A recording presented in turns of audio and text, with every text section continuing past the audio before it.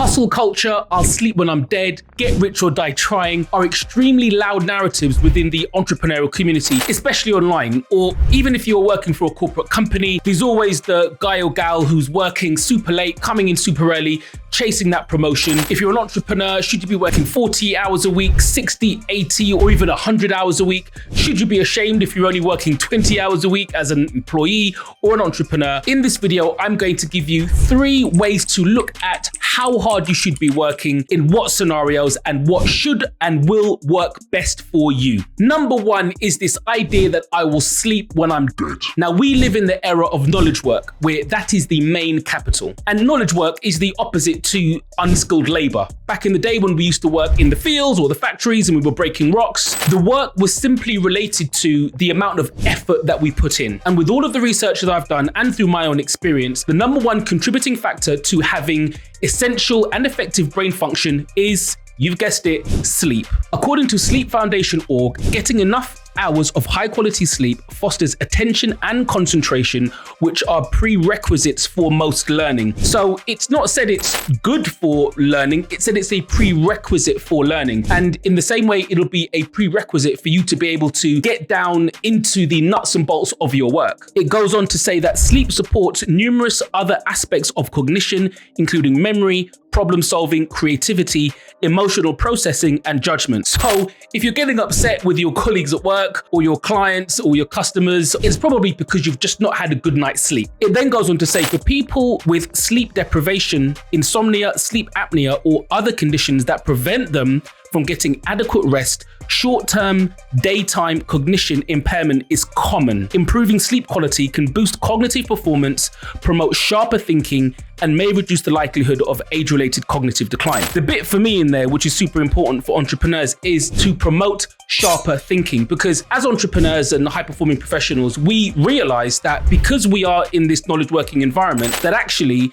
the more effectively we can think around a problem, the quicker we can solve that problem and get on to the rest of our day or get on to solving another problem. So in my own life, it's known in my network that I protect my sleep, and I do that by making sure that I get adequate amounts of sleep. So if I am going to the gym, then I would need between 8 and 9 hours of sleep. If I can get it, 10, which is an absolute luxury. If I'm not working out, then I can probably do okay with 7 or 8 hours of sleep. But not only that, a few years back, our household completely changed. It was obvious that the mattresses that we were sleeping on were impairing our sleep. I've even got these funny cased pillows, which will come up on the screen in a minute, which really help me to make sure that my neck is stable and I'm moving around in the bed. I just get a better night's sleep. So another couple of things, workouts and training improve your quality of sleep. But also, when I spoke with a health professional about a friend of mine who was just finding it really difficult to get to sleep, they said in all of their research, they found that screen time was the number 1 reason why most people cannot fall asleep. And according to Sutter Health, studies show 2 or more hours of screen time in the evening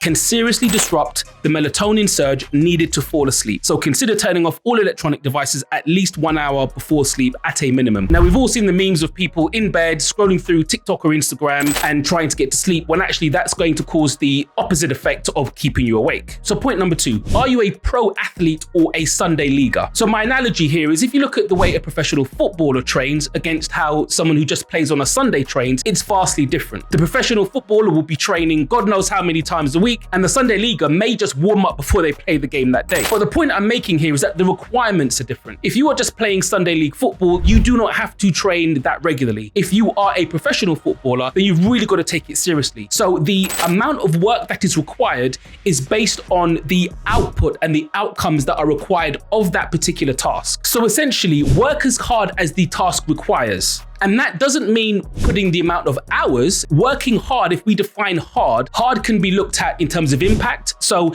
if I was to strike you with a feather as hard as I could, then you'll probably just blink and laugh. If I was to hit you over the head with a hammer with a similar impact, then you may be asleep for a while. So the force I exerted would be the same, but the tool I used would be different. So when we think about what hard means, are you hitting your tasks with a feather or are you hitting them with a hammer? So practically, as an example, I used to work really hard on business proposals that would go to government and central government, and I would work really hard on these proposals only to be turned down. When I then realized that writing these proposals was a specific skill, I would hire individuals who had lots of experience, and as a result, we started to win some of these contracts. And the irony is that I'm now working less. And the last one is to measure effectiveness on the right things. So the book, which most people would have heard about, The 4-Hour Workweek by Tim Ferriss, says the key is to remember that what you do is infinitely more important than how you do it. While efficiency is essential, it is redundant unless it's being applied to the right things. Ferriss utilizes Pareto's 80-20 principle.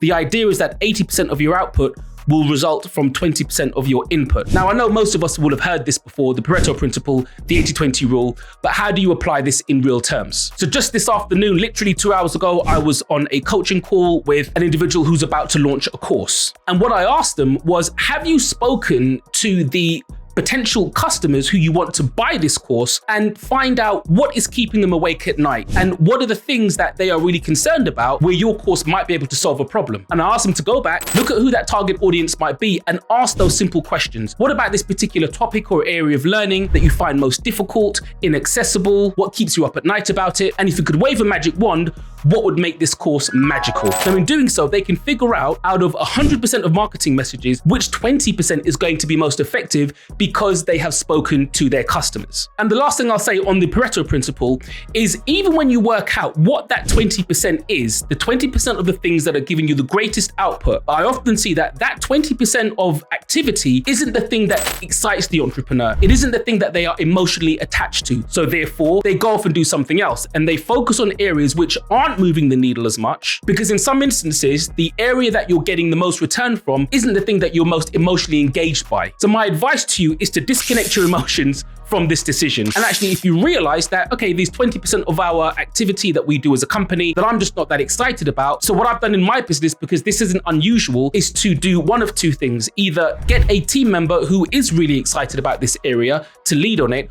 or I will partner with another individual or organization that really does this, that really gets it and are excited about that particular activity and give them a stake in that product or service so that they're motivated to knock it out of the park. And that's it, guys. That's my advice on how hard you should work.